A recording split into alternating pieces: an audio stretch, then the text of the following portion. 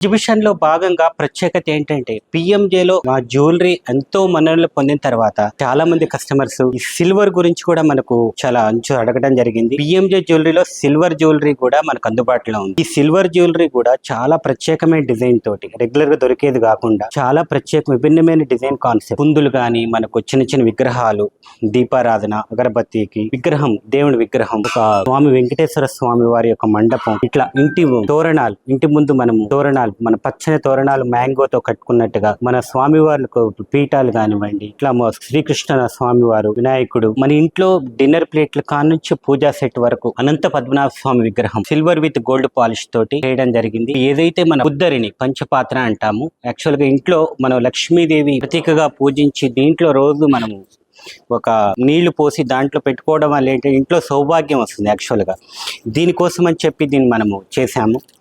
చాలా ప్రత్యేకంగా ఏంటంటే ఈ సిల్వర్ జ్యువెలరీని మనము ఇంట్రడ్యూస్ చేశాము. సో పిఎంజే జ్యువెలరీలో ఇప్పుడు ఖమ్మం ఏదైతే మన ఈ ప్రదర్శనలో సిల్వర్ జ్యువెలరీ కూడా ప్రదర్శనలో ఉంచడం జరిగింది.